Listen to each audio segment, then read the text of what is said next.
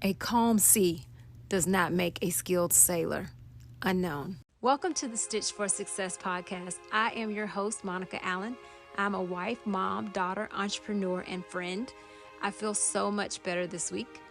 I have a love and passion for all things small business. If you are a budding entrepreneur or just thinking about starting your own business, I want to help you. Every week, my goal is to bring you tips, thoughts, inspirations, and education to help you on your entrepreneurship journey. I'm so excited to have you join me today. I am also excited to have a very special guest here with me, and I wanted to have this guest on for a couple of reasons. Truth be told, though we have been in business together for almost 20 years, we have different thoughts and perspectives on this entrepreneurial journey. He is my life partner and business partner, Ethan King. Ethan is an award-winning graphic designer. His work has appeared on the Oprah Winfrey Show and 60 Minutes. He is co-founder and CEO of our multimillion-dollar brand Stuff for Greeks and Zeus Closet. Last year, he served as president of Entrepreneurs Organization Atlanta, which has afforded him the opportunity to travel all over the world and meet entrepreneurs from all walks of life. His life has not always been this rosy.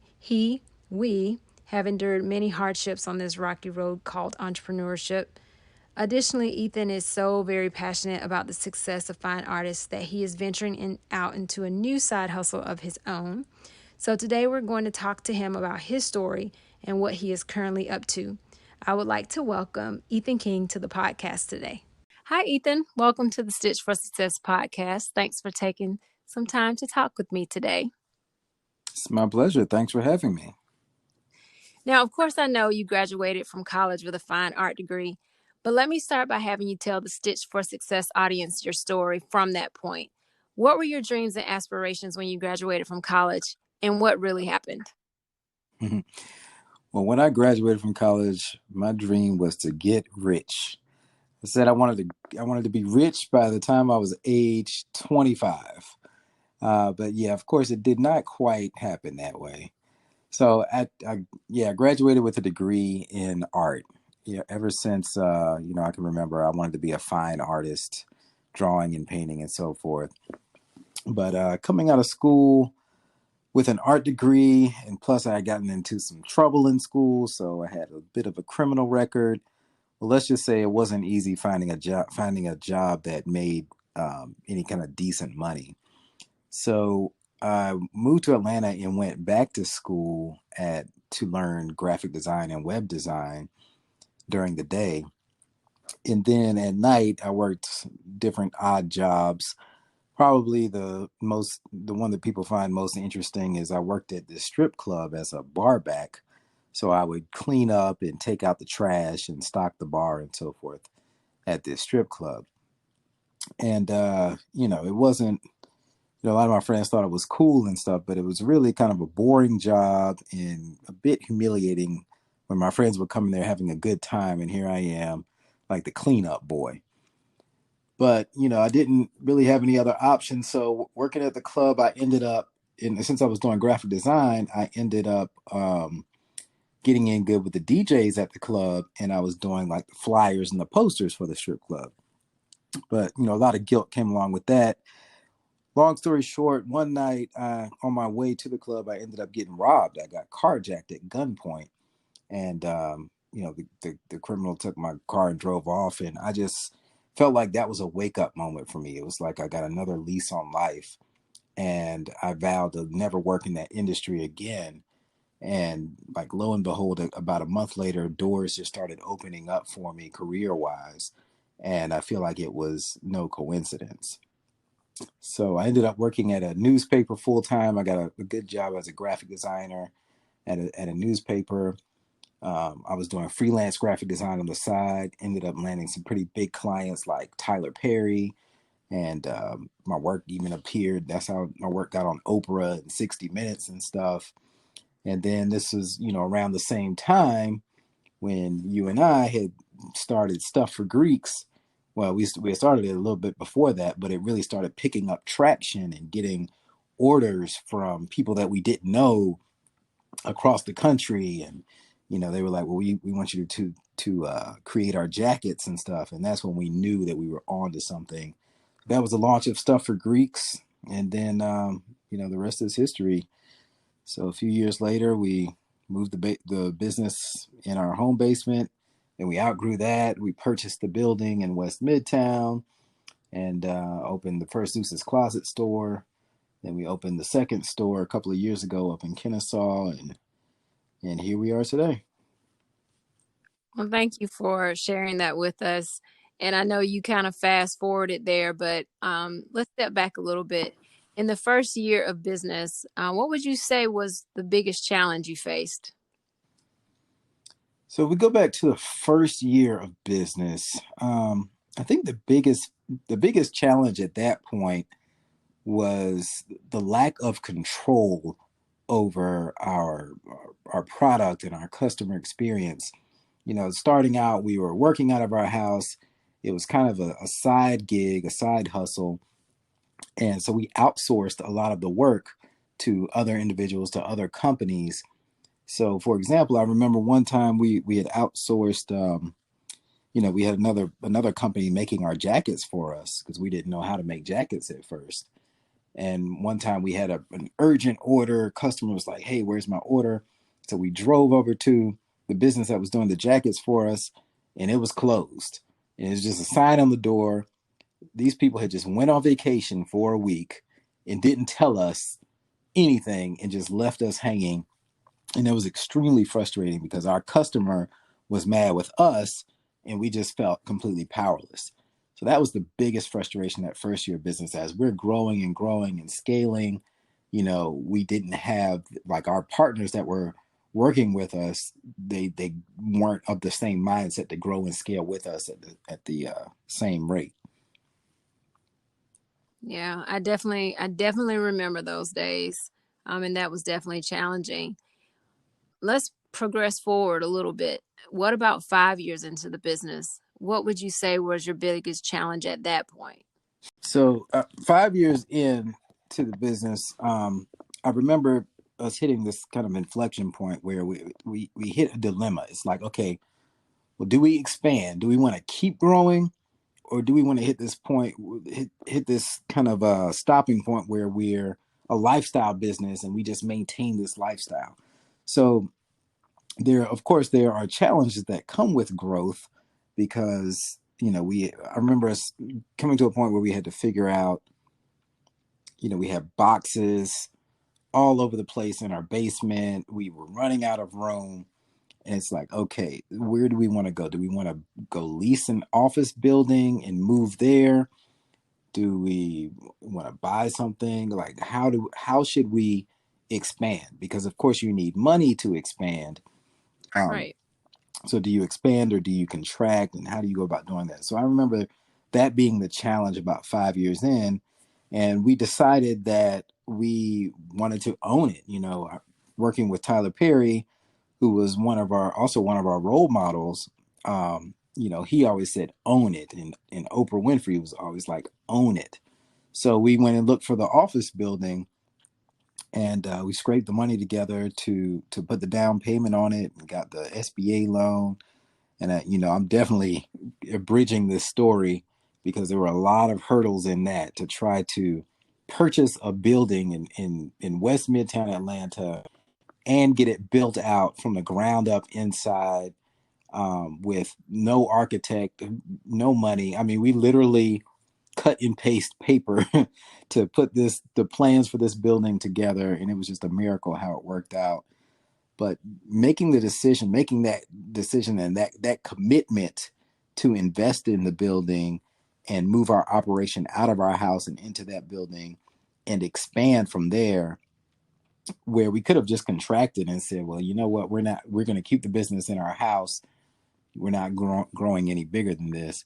Well, I think that's the decision that we were faced with at around 5 years in. And I think we made the right decision.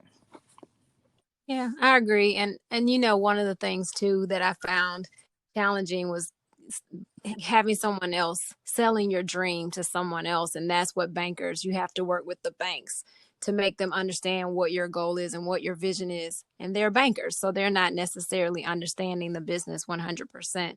And that was definitely a challenge at the time as well.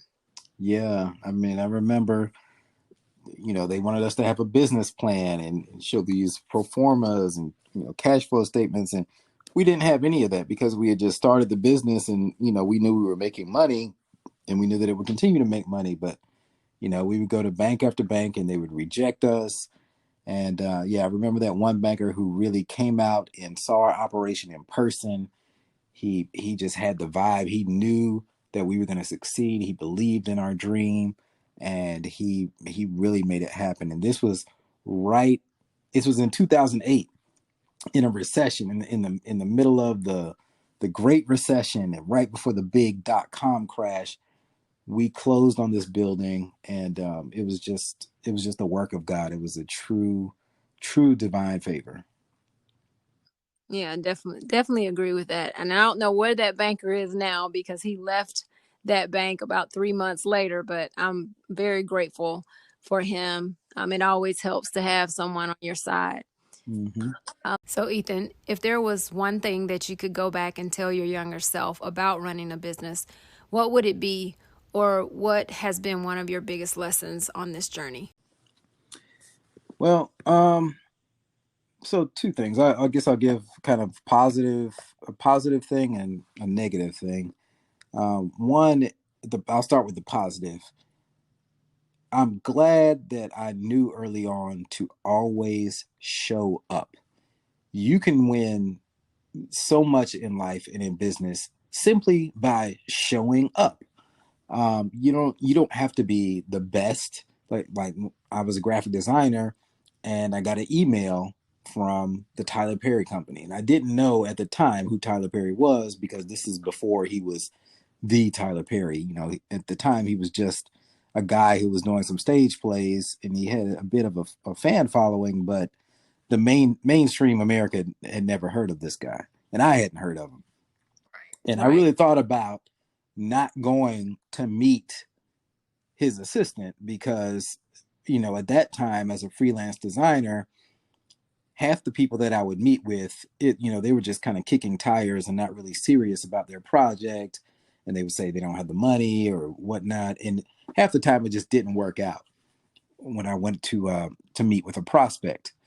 But I showed up. I went to this meeting, and his assistant was so impressed with my work that he ended up just sending all the other graphic designers home, didn't even talk to them, and called Tyler up there to meet me.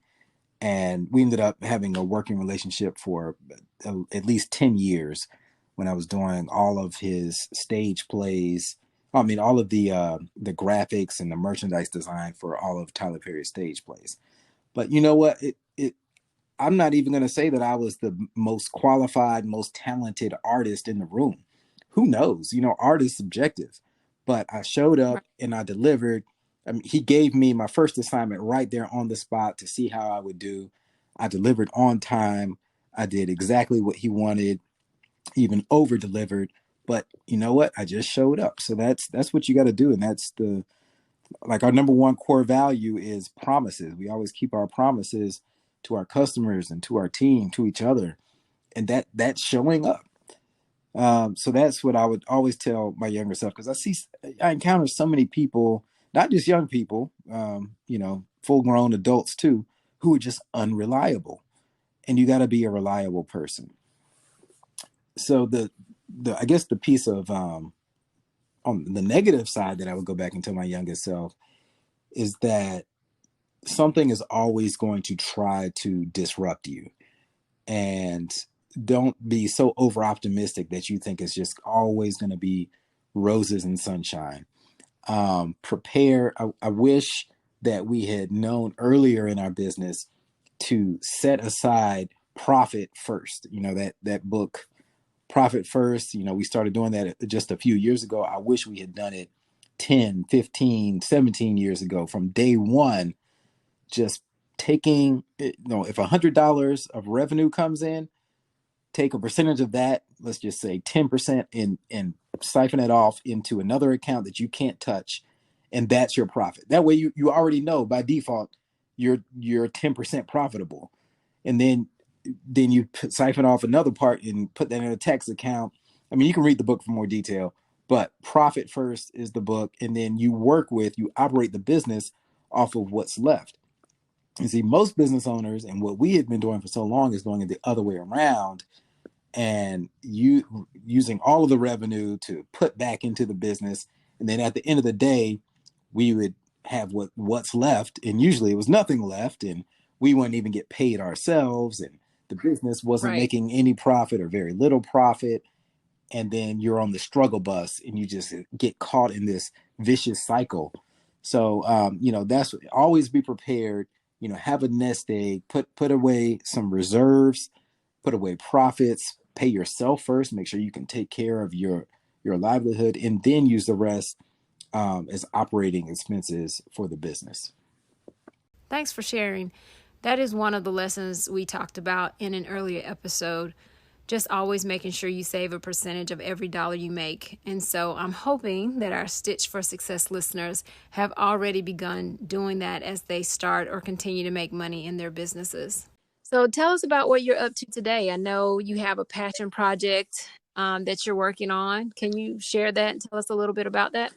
Yeah, so I guess a few months ago, maybe end of last year, I attended this leadership program with EO Entrepreneurs Organization called Global Leadership Academy, and I left with just this urge, this calling to share more knowledge with the world.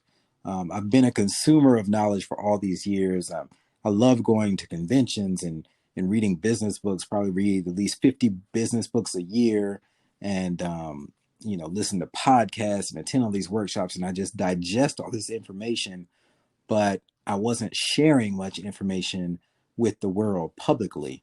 So I started doing that earlier this year, and through the process, I now have a YouTube channel. So you can find me on YouTube. Just search Ethan King. I should come up, and the name of the channel is Wealthy Starving Artists, because I'm all about, I used to be a starving artist, literally, and and it started because my parents told me, hey, artists don't make money until after they're dead. And I always wanted to prove my parents wrong because I wanted to make a lot of money and still live out my dream of being an artist. And I ended up doing that in a different way. I'm not doing it with putting paint on canvas, and I'm not a sculptor or anything like that, but every day, I get to create in some form or fashion, whether it's a marketing piece for our business or designing, shirts, designing masks these days, stuff to go on the backs of people jackets, training other artists to do things our way. And I just to get to be an artist every day, and we make a pretty good living at it. So it's called Wealthy Starving Artists, and I teach business lessons and share stories like some of the stories I've shared with you on here, but I always extract a valuable lesson out of that story. I share my stories and other people's stories. So follow me on YouTube.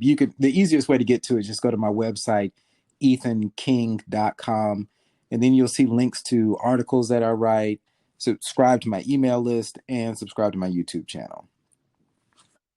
Okay, great. That's awesome. Thanks for sharing that. And before I let you go, you mentioned us embroidering and creating shirts and unique designs. Of course, this podcast is called Stitch for Success.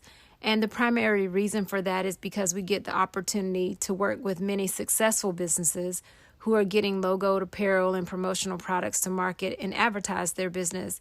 Can you talk a little bit about that with our audience? Because, in fact, for a long time, we did not wear stitched apparel or show our own company logo on our clothing. Yeah, it's funny, there's the saying that the cobbler's kids have no shoes, right? So it happens Right. in every business. You go lacking the same thing that you produce. So yeah, years and years we didn't have uniforms. It still bewilders me to this day. People could just come to work and wear whatever they want. No one knew who worked there, or whatnot. So for me, I remember it's one of those things that we kind of thought maybe we should do, is make company uniforms and all wear the same shirt to work, but we never actually did it. And I remember we went to the movies, and we saw the movie Straight Outta Compton, which was the biopic about NWA. And there was this scene in the movie where they were a rap group, and early in their career, they all just wore whatever they wanted to on stage. And then I think their manager or somebody came to them and said, hey, you guys need a look. You all need to look the same, like, like a gang or something. So they decided they were going to all wear all black and wear like the LA Raiders stuff. And that's how they got this iconic look now that you see with NWA. And if you look at that movie, but I remember that moment, I was like, that's what we need. We need unity in our company. And it may sound negative. Yeah, we don't want to look like a gang, but when people walk in that door and they see everybody on the team wearing the same thing. And if you think about the professional establishments that you go into, like the Apple Store, the Target, everybody's wearing a uniform. But so many small businesses are missing that mark. That one little tweak can make your business look professional from the outside in, but it also makes you feel more professional. It made me feel like, oh, this is a big boy business now. And it Right. also makes the team feel like a more cohesive unit. So while it may seem like there's no, tangible monetary return on investment that you can put onto investing in company uniforms, it was a game changer, I think, for us. I agree. It was definitely long overdue. And to sum it up, I think wearing your company logo helps to create brand awareness and helps to solidify your team. Well, thank you so much for joining me today. I really do appreciate your time. And I know that people can reach you at ethanking.com on your website and can find you everything out in the world about you there. I just really want to thank you so much for taking the time. It's my pleasure. Thanks for having me. It was fun. Thanks so much for listening, and thanks again to Ethan King for joining us on the podcast. Again, you can find him at ethanking.com or his YouTube channel, Wealthy Starving Artist. Be sure to subscribe to the podcast and rate the podcast, and follow me on Instagram at Stitched for Success. If you have any questions, any thoughts, please direct message me or leave me a voicemail by visiting stitchedforsuccess.com. Keep in mind, every entrepreneur will have their ups and downs, will have their challenges, and will have their sunny days as well.